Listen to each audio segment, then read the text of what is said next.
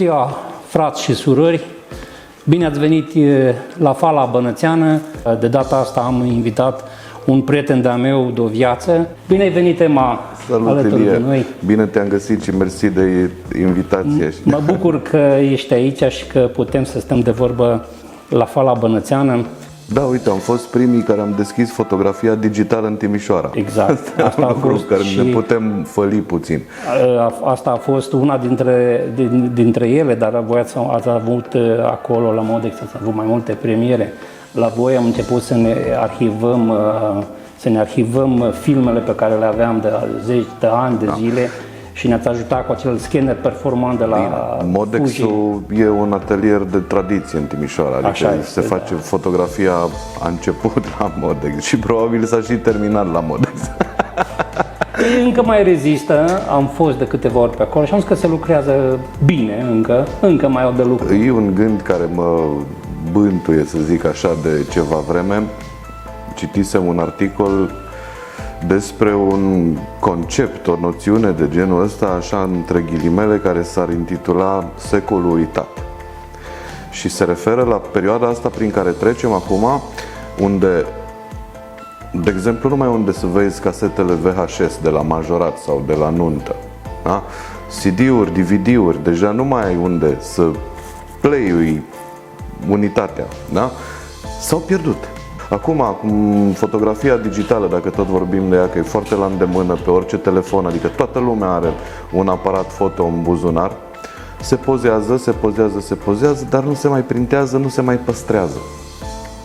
Ai schimbat telefonul, de multe ori ai pierdut și pozele de pe el, dacă nu ți le-a uploadat sau dacă nu mai ai acces la cloud sau chestii de genul ăsta. Poate că ar fi cazul să conștientizăm un pic și să mai începem din când în când să printăm așa câte 5-10 poze măcar. Pentru că dacă mă gândesc acum, din perioada când eram mic, da? Nu exista fotografia digitală, erau filmele și așa mai departe. Am poze, câteva, puține, nu multe. Acum am sute, dacă nu mii de poze, dar niciuna printată din ultimii 10-15 ani.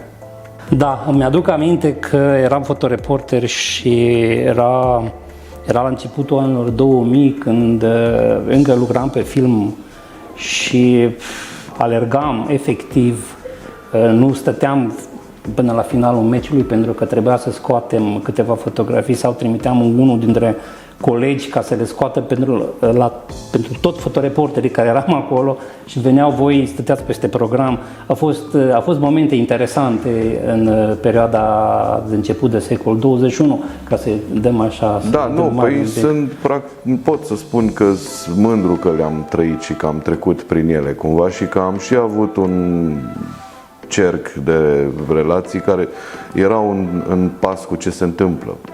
Modex, în special, conducerea atelierului, au fost pe fază, au adus fotografia digitală, o tehnologie nouă, au aplicat-o, au implementat-o și aici a fost nevoie să creștem împreună cu ea.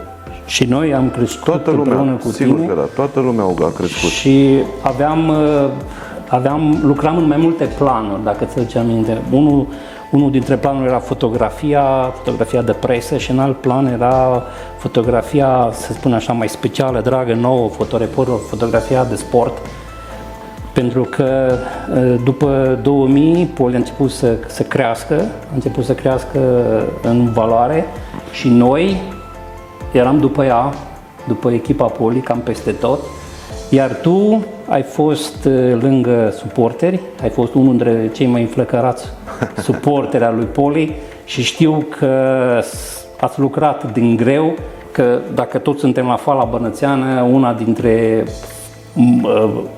mândriile noastre de bănățeni rămâne Poli, orice ar spune oricine. Deci Poli este, cred că, cel mai cunoscut brand pe care îl avem noi la momentul ăsta. Da. Păi, îți dai seama că aia era mândria pe care o căutai ca suporter, să zicem așa, ca ultras în peluză. Aia era mândria pe care o căutai. Să poți să arăți că ești mai bun decât adversarul. Asta te făcea. Deci erau meciuri și în tribună, nu numai pe teren. Era fotbalul, de-aia e sportul rege, pentru că e mai mult decât cele 90 de minute, o minge și 11 care fugă, ce cum zic unii. Da? Nu, tu vrei să le arăți celorlalți că ești mai bun decât ei și în teren, că ai și steaguri mai mari decât ei, că ai și cântece mai lungi decât ale lor. Și dacă vreodată e cazul, și fizic poți să le arăți că le ești superior.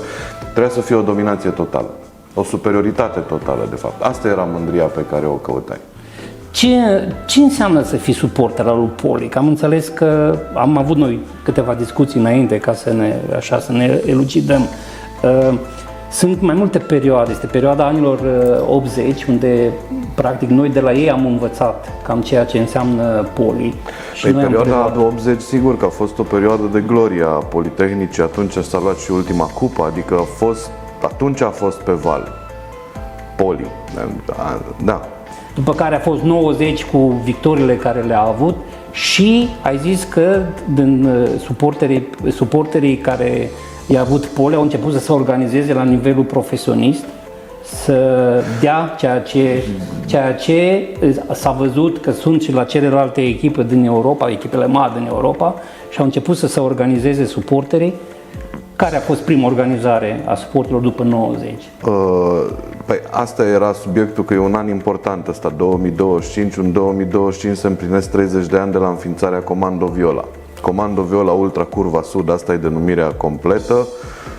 Practic peluza ultra, suporterii ultra ai Politehnicii. Politehnica a avut suporteri în formă organizată încă de prin anii 70, cu studenții de la Politehnică și așa mai departe. Dar asta, Comando Viola, a adus suflul ăsta nou, pe atunci, ultra. Și modern. De inspirație italiană și iugoslavă. Da? Și putem să zicem că l-am adus nu doar în Timișoara, ci și în România. Bine, începea peste tot lumea să se emancipeze, să mai scoată capul pe din afară, să mai vadă ce se întâmplă și cum se manifestă alții în alte părți. Până la urmă, scopul tău acolo ca suporter, dacă e să despici firul în toate părțile necesare, e să-i susții pe ai tăi în teren. Și ce înseamnă să-i susții? Au momente de cădere în timpul partidei. Pierd energia, pierd cheful, te miri. Au zis, au recunoscut. Și au nevoie atunci să audă, să vadă, să știe că ești acolo cu ei, că ești în tribună, că urli, că țipi, că vrei, că încerci să le transmiți niște energie. De-aia vrei să ai steagurile alea mari și colorate, ca ei când întorc capul spre peluză să le vadă că sunt acolo, pentru ei flutură.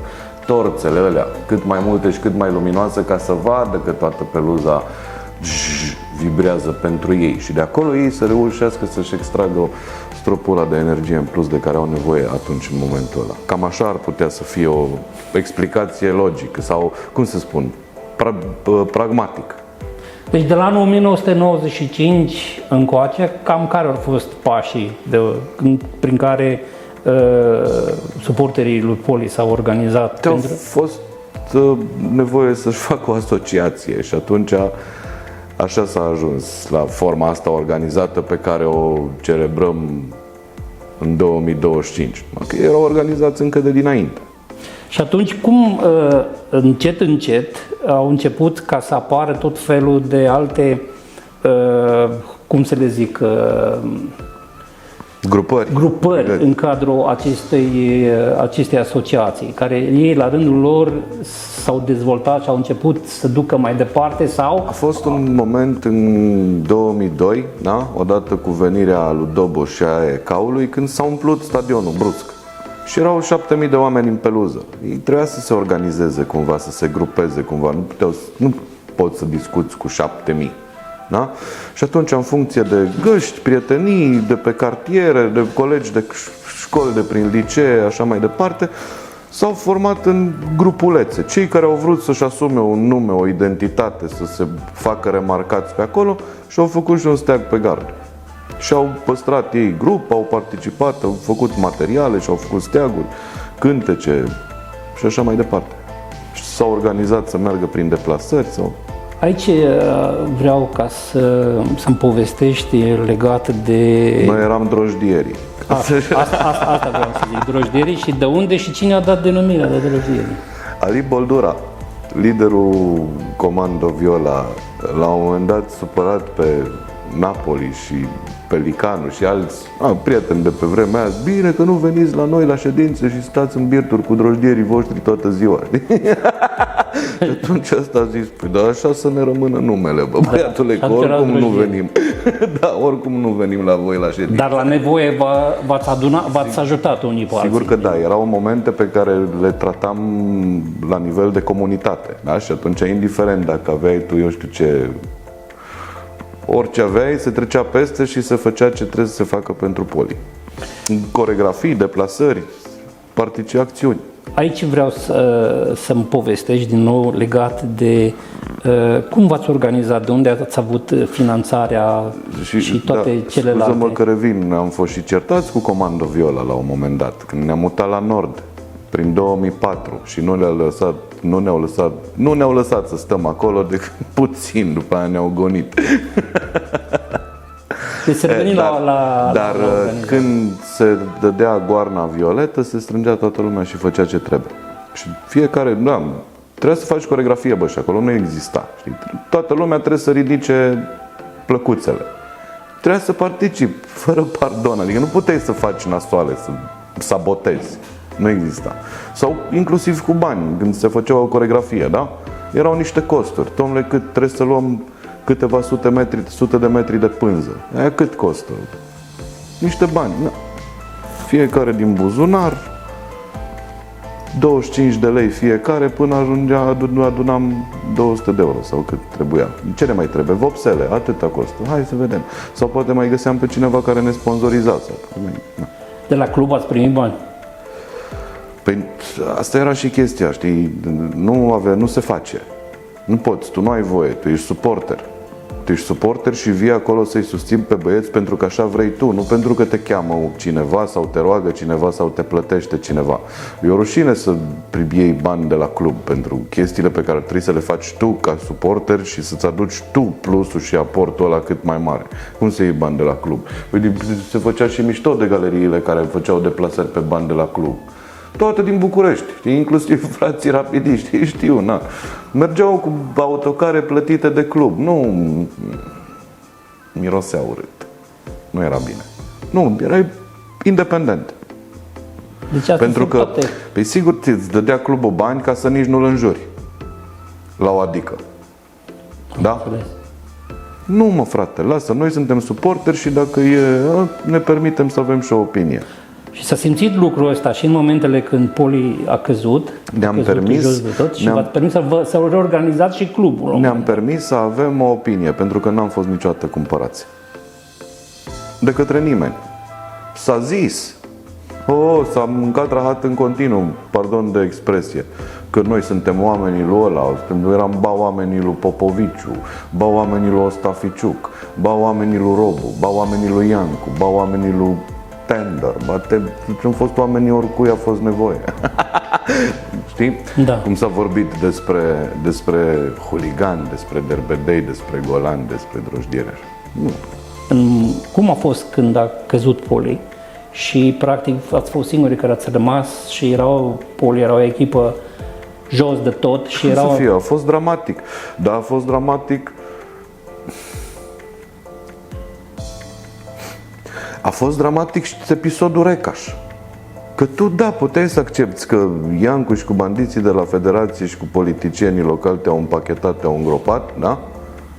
Și atunci ar fi fost un moment, noi am spus că acum e momentul să ne facem puțină curățenie între noi, da? Nu mai există vreo miză puternică în fotbalul românesc din perioada aia, dar urma să se dărâme, se vedea că urmea să cadă fotbalul românesc. Hai să refacem frumos și să mergem peste ei. O luăm de jos, cu jucători timișoreni, cu bănățeni, cu așa mai departe. Faceți stadion în 2012. Pe stadionul ăla s-a murit. Au murit oameni pe scări acolo, din păcate nu mai țin minte acum repede cum îl chema. După un meci s-a rostogolit pe scările alea care erau toate vălurite și din păcate a murit omul. De atunci trebuia demolat și refăcut. Și atunci noi am zis că luăm echipa asta Politehnicii din Liga a 6-a, în 4 ani o ducem pe banii noștri, pe susținerea, nu avem nevoie doar Politehnica să ne susțină cu terenul pe care să jucăm și terenurile de antrenament. Așa. și autoritățile să facă un stadion. Urmând cam 4 ani, noi să ne fim cu echipa în Liga a doua, autoritățile cu stadionul aproape gata și să o luăm la drum, înapoi, să ne luăm revanșa. Și am primit ACR în schimb.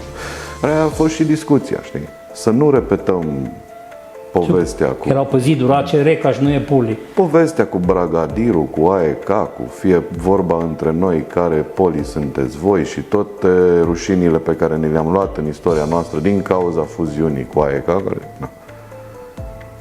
Și spre deosebire de momentul Recaș, atunci țin minte că a venit, era Carțiș rector, domn profesor Carțiș. Și ne-a întrebat pe galerie. Nu, eram prea mic în perioada aia ca să am eu vreun cuvânt, dar țin minte subiectele. Ce părere aveți? Să vină sau să nu vină?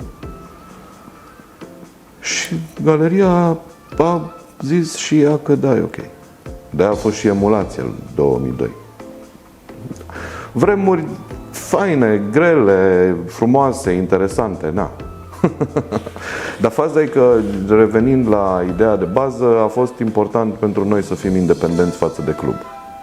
Au fost și momente în care am avut opinii diferite sau am fost pe contre cu clubul. Și probabil dacă am fi mers în deplasări pe banii lor sau dacă ne-am fi făcut materialele pe banii lor, nu ne-am fi permis să deschidem gura, să zic așa.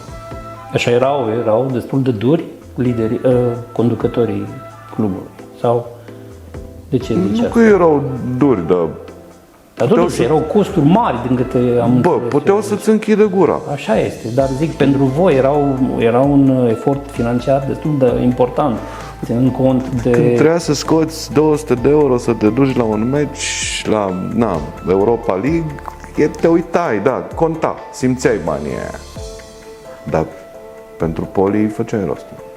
Adică nu erau sume totuși colosale și... Na. Era un efort, dar nu se pune. Pentru Poli faci cu drag. Acum, cum vezi lucrurile? Păi, trebuie să rezistăm. Adică spiritul ăsta, acum nu poți să ai pretenții de performanțe, să ai iluzii de mărire sau așa mai departe. Tu n-ai unde să te strângi 2000 să joci un meci, da? Nu poți, știința, n-ai unde să te strângi 2000 de suporteri într-un mod civilizat să te uiți la un meci. De ce fotbal vrei să vezi? În momentul în care se va face Dan Păltinișanu, atunci tot spiritul ăsta violent se va transforma din nou într-o flacără mare și puternică, eu așa cred.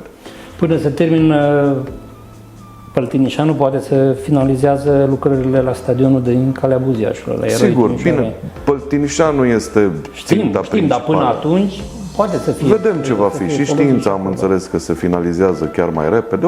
O să se discute, nu știu exact. Vedem. E bine, dar pentru Poli, Casa Politeni, casa noastră e Dan Păltinișanu. Dan Păltinișanu. Dacă îi va zice așa, dacă nu îi va mai zice așa, asta e o discuție interesantă. Nici nu mi-am pus problema până nu de mult. Bă, dar cum o să-i zică tot Dan Păltinișanu? Da, uite, nu m-am gândit la asta. Nu i-a zis din totdeauna Dan Păltinișanu, nu e neapărat să-i zică la infinit așa. Sunt curios cu ce se va... cum va evolua gândul. Da, deci unul dintre brandurile cele mai importante pe care le avem noi aici rămâne Poli. Poli și curge în vene sânge alb. Ăla iar a fost un moment de mândrie din ăsta, te-ai simțit mândru că ești polist sau folos. Un moment de fală a fost când am reușit să demonstrăm și să-i facem pe toți să înțeleagă că Poli suntem noi. Prin toată perioada aia care a culminat cu evenimentul de pe Lugojului.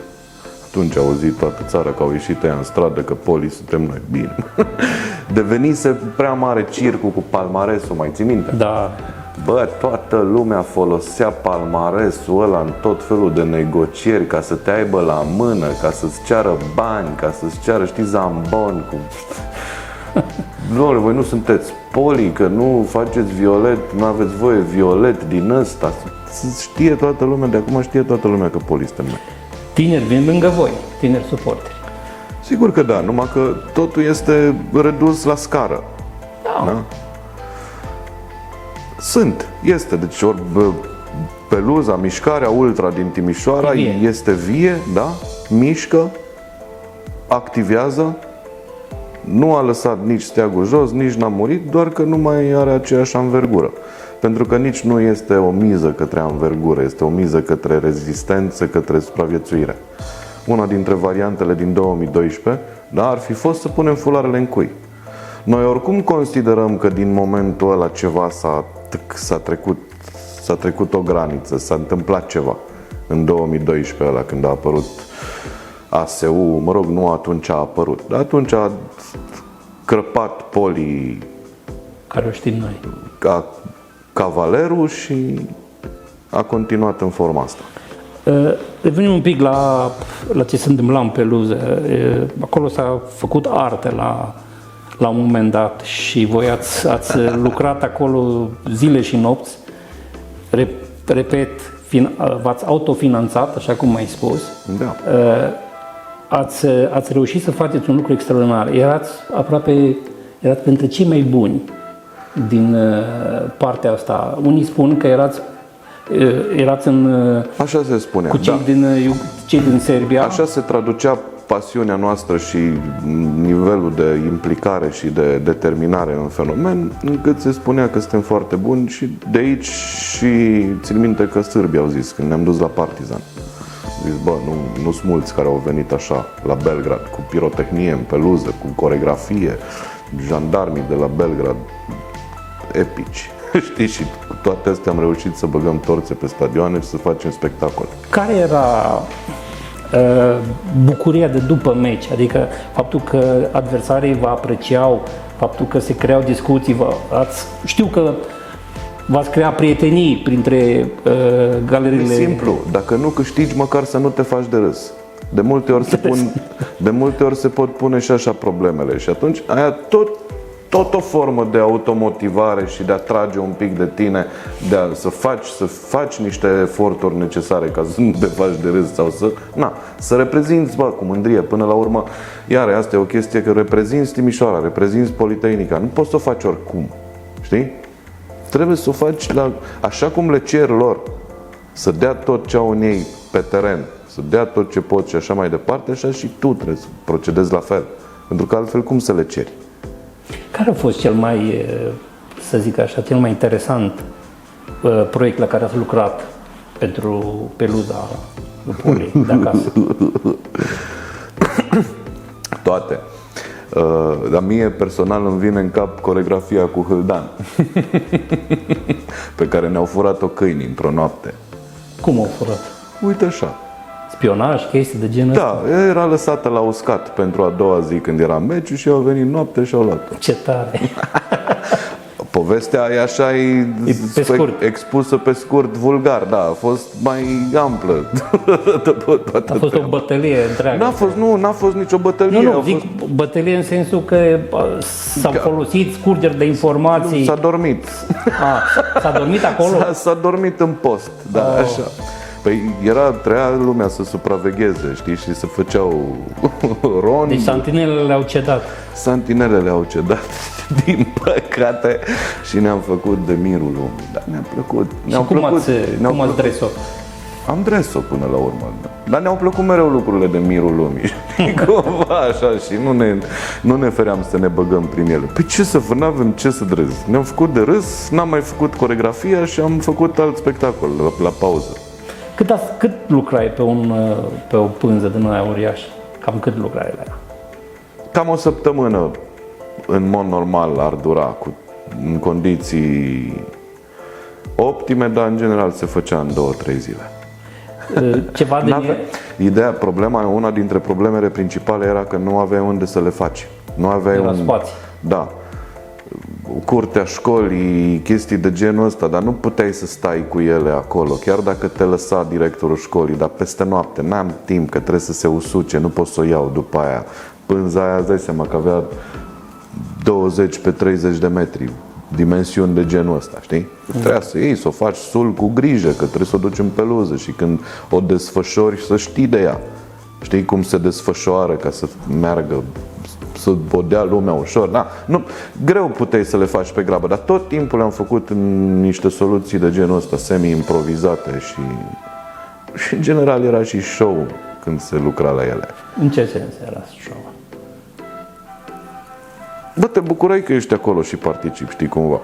Se crea o atmosferă specială. Sigur că da, dă tu, fă aia, tu ai greșit, ții toate, era un șantieruț, așa, mișto.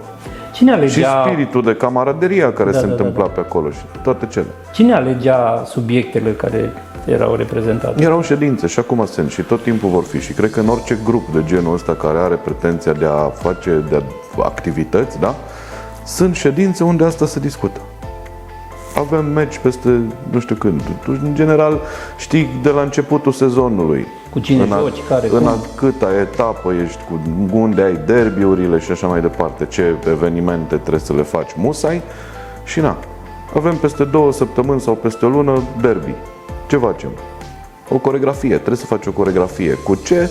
Decizi atunci, în funcție de contextul de moment. Ori vii cu subiecte din istorie, ori vii cu... Erau dure ședințele. Știu că erau destul de dure. Discuțiile pe subiectele care trebuia să le abordați. Erau importante și binevenite. Erau esențiale. Știi? Nu poți să faci ultraserie doar 3 ore sâmbătă în weekend. Ești conectat în continuu la subiect. Așa ești tu. Zilnic, dacă ești singur, n-ai nasol tot timpul, în fiecare zi, poli în cap, poli cum faci, cum știi?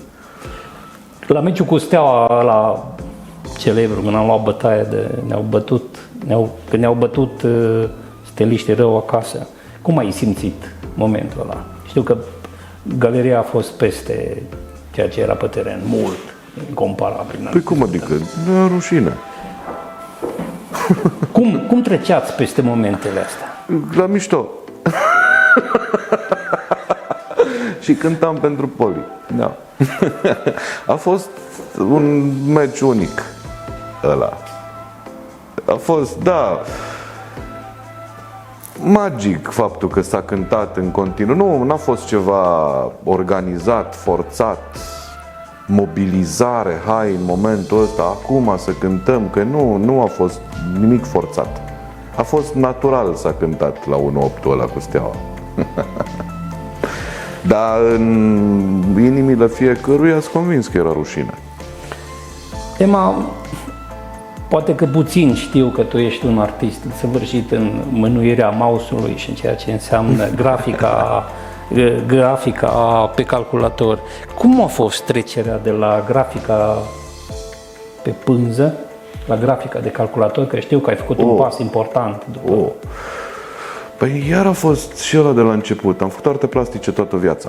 Deci, din familie am fost înconjurat de artă, cu taică-meu pictor, cu talent în sensul ăsta și liceul de arte plastice, facultatea de arte plastice și toată viața în arte plastice. Ca să fac o trecere. Mouse-ul a fost doar o unealtă nouă. Prima dată am învățat să desenăm cu creioanele, apoi am învățat să desenăm cu tuș, cu peniță, apoi am învățat să desenăm cu o unealtă nouă cu pensulă, apoi am învățat să desenăm cu o unealtă nouă aerograf, apoi a venit încă o unealtă nouă, așa mai departe, până la un moment dat mouse. Și atunci ar trebui să-ți folosești cunoștințele din artele vizuale cu unealta aia. La fel se va întâmpla și acum, uite că mi-a venit în cap noua unealtă la modă cu AI-ul, cu inteligența artificială. Eu așa o văd, ca pe o unealtă nouă, care lumea va trebui încet să învețe să o folosească și să ajungă să o folosească performant, Deci cu succes. nu ți este teamă că ți ia fața inteligența artificială în ceea ce înseamnă arta, tu ca și artist? Nu, e ca și când m-aș teme că creionul scrie mai bine decât degetul meu sau, știi, e o unealtă. Nu are nevoie de om în spate, în domeniile artistice cel puțin, unde nu e o chestie care e programată la infinit sau așa mai departe. Care au fost... Adică e nevoie de un creier Da. și o viziune umană în chestiile astea, părerea mea. Care au fost domeniile pe care te-ai axat ca și artist, grafic? De la început mi-a plăcut grafica, designul grafic și comunicațiile vizuale. Asta a fost practic. Cu asta am terminat liceu, am atestatul ăla profesional sau cum se câmpă, da? În comunicații vizuale. Și apoi la facultate a fost designul general cu o specializare din anul 3 pe design grafic. Eu deja lucram în design grafic și la Modex, fotografie digitală și chestii de genul ăsta în perioada aia. Știu că ai creat la un moment dat câteva logo-uri foarte interesante pentru companii destul de importante. Care a fost compania cea mai importantă pentru care ai lucrat? Da, acum în subiectul profesional, știi, cumva am avut norocul, bafta sau să-i spun așa, știi, fiind din fotbal, pasionat cu poli, cu echip, cu fotbal, cu așa mai departe, în peluze, pe la meciuri, să ajung să și lucrez în fotbal, afară. Mă rog, colaborez cu o agenție de marketing sportiv elvețiană, care are printre clienți și cele mai mari echipe din Europa, inclusiv Bayern München, PSG, Real Madrid și așa mai departe. Și am ajuns să fac materiale vizuale pentru meciuri de ale lor. Să zic că cel mai important meci a fost înainte de World Cup 2022, că nu, 2024, când a fost ultimul World Cup? 2024, în Qatar, nu? Da. Da, a fost un meci internațional Belgia-Egipt, care s-a jucat în Kuwait. Și acolo a fost nevoie de grafică pentru absolut orice, de la postere până la digital signage și display-uri și LED-uri și așa mai departe. Puțin știu că Emma are o trupă de muzică. Poți să ne povestești un pic despre cum s-a născut această trupă și ce gen de muzică abordați acolo? Încă de la primele forme de suporteri organizați, înainte de anii 90 sau în perioada anilor 90, atunci când începea, da? Lumea se aduna în weekenduri la Sala Olimpia să repete melodiile noi ale galeriei. Da, trebuia să le știi, da? Și erau caiete cu cântece, ți le scriai, le învățai, le țineai minte cum puteai, cum știai și odată cu avântul ăsta tehnologic am zis, să încercăm să înregistrăm. Nu aveam scule ca lumea să înregistrăm, nu ne-a convenit. Hai să găsim o trupă să cânte niște piese, să facem un CD. Și împreună cu Goran Mrakic, de la Drojdieri a plecat chestia asta, știi? Că noi, de fapt, inițial proiectul s-a chemat Drojdierii și albumul a fost Noi din Banat. Primul album cântat de Regal. Niște prieteni de-ai noștri rockeri care aveau o trupă și ne-au făcut niște melodiile pe care le cerusem și noi ne-am așteptat ca după aia să ne cheme pe la concerte și pe la chefuri. Ei s-au despărțit.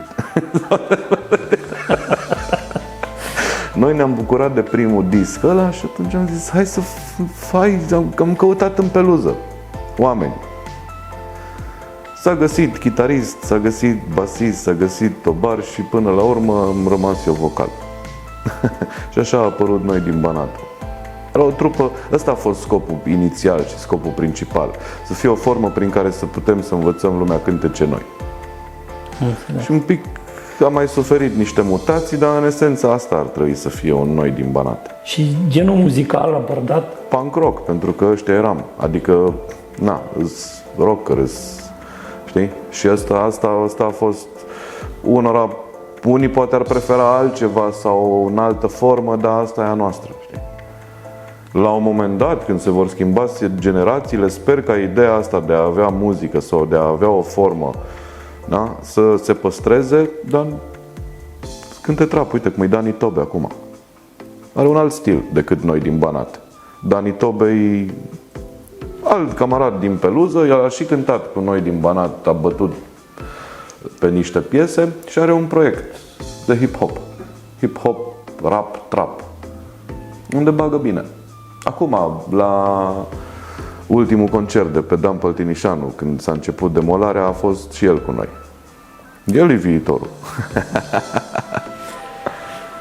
Cum vezi, că de-ai făcut referire la viitor, cum vezi viitorul în ceea ce o privește pe Poli, suporterii lui Poli, fotbalul bănățean în general? Nu are cum decât în sus. Da? N-ai ce să... Așteptăm un stadion, sper să fie Dan Păltinișanu, sper să nu fie nicio manevră cu ăla, să rămânem cu cearda roșie și așa mai departe, știi? Să revină un pic la ritmul care ne-a consacrat. Ema, îți mulțumesc mult pentru că... Și eu mersi, îmi pare rău că cu siguranță sunt foarte multe momente din astea de mândrie polistă, mândrie bănățană care ar merita amintite, dar nu vin toate brusc, poate ar merge notate, puse pe o foaie. O să mai fie alte... Faptul că, apropo de noi din Banat, în momentul în care nemții în Germania cântau piesele noastre în românește, fără să înțeleagă despre ce cântă, a fost așa un moment din ăsta, știi cum eram noi cu Rammstein? Da. Du hast mich, nu știi ce înseamnă, dar cântai, știi? Așa și ei cântau, dar se întorsese roata, a fost, nu credeam. Cu siguranță, Ema, ne vom mai întâlni și o să mai povestim nu numai despre Poli, dar asta a fost unul dintre subiectele pe care le-am ales pentru ziua de astăzi, pentru că Poli este special în inima noastră, în special a bănățenilor, și de aici putem să începem, pentru că Ema este un om extraordinar, care a fost alături de noi și va fi și mai departe, și noi alături de el, și sperăm ca într-un viitor să mai avem încă o emisiune sau poate mai multe emisiuni și să încercăm să ieșim un pic de pe sticlă și să încercăm să le facem cumva, să ieșim afară în stradă, ca să dezbatem astfel de chestiuni în fața tinerilor, ca să vadă, să înțeleagă și să priceapă că doar așa, simțind ceea ce se întâmplă și ceea ce s-a întâmplat înainte, ei pot să preia și să ducă mai departe, pentru că ai făcut referire la viitor. Ilie, oricând, cu drag. Eu vă mulțumesc încă o dată, dragi prieteni, frați și surori, că v-ați făcut timp ca să vă uitați la Fala Bănățeană. Să aveți zile bune și liniștite. Doamne ajută!